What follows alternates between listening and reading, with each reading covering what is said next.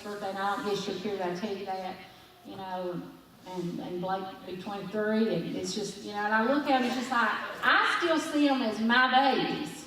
They remind me all the time that I'm not, you know. So, but it's just like those years just blink, and, you know, and I think back to everything in my life that's happened over those years. And in 1996, I lost my mother. She had colon cancer, and my mother was about as close to an angel on earth ever was. As growing up, you didn't talk about nobody. That's just the way my mommy was, you know. She just didn't want in the middle of anything like that.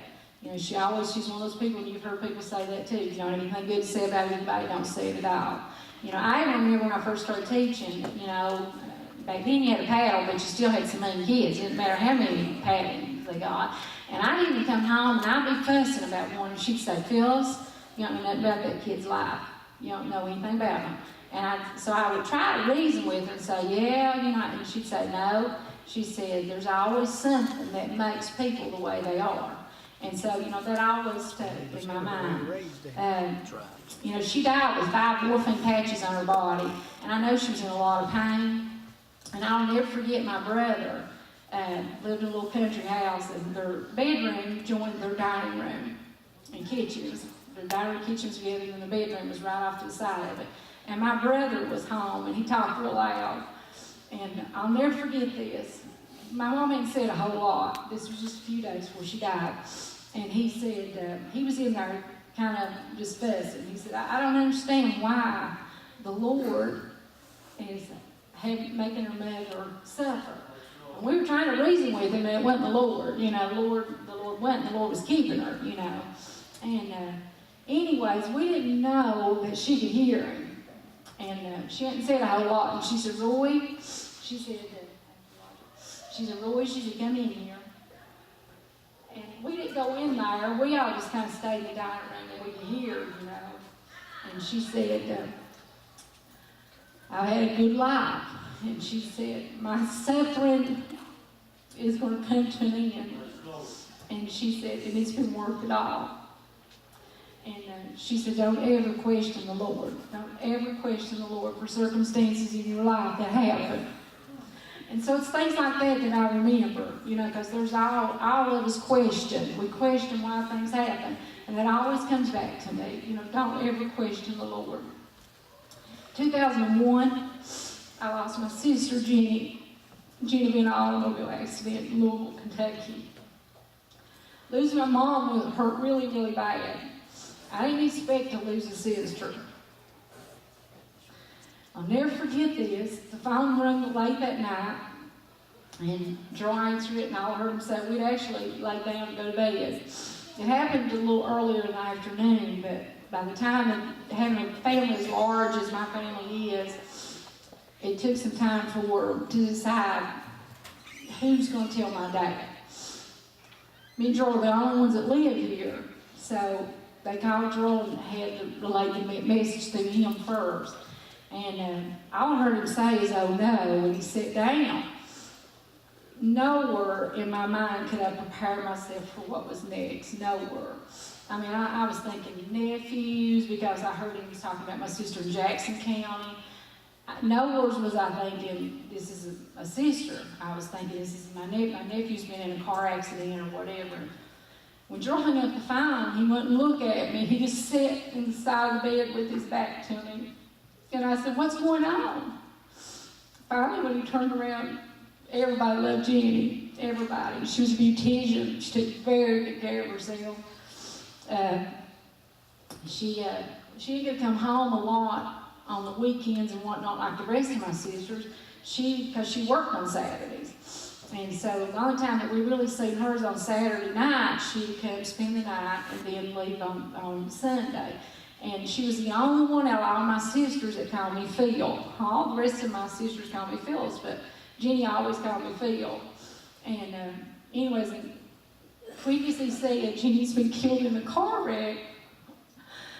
The first thing I seen in my mind was her waving at me. I'll see you, Phil. That's what she'd always say. And we had to go tell my dad, and I said, Joel, I can't do it. I can't do that. He said, "Phyllis, we don't have no choice, so we have to." So he called Horace Barton, he called Lori Perkins, he called Lucille Smith, who was my sister-in-law's mother who lives here, and some other family members, and told them we were on our way to my dad.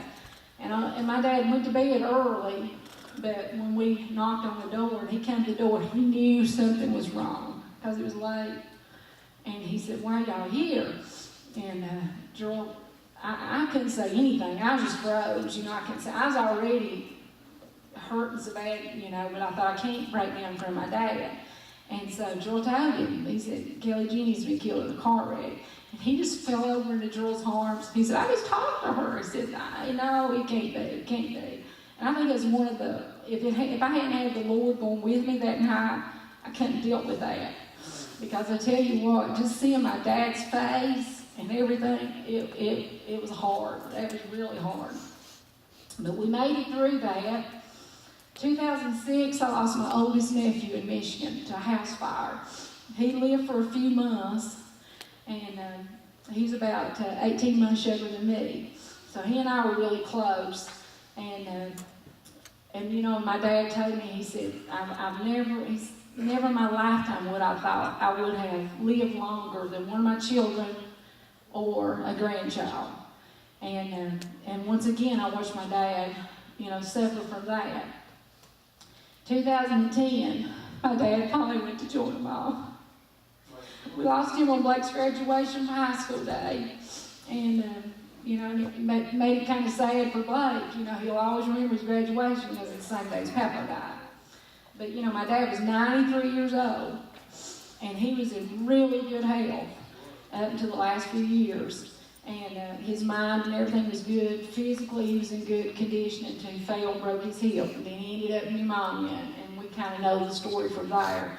But before my dad's mind, at the very end, he would get kind of confused, and I'd started letting my hair grow out at the time, so he would call me Faye. One of my other sisters, he thought I looked like her.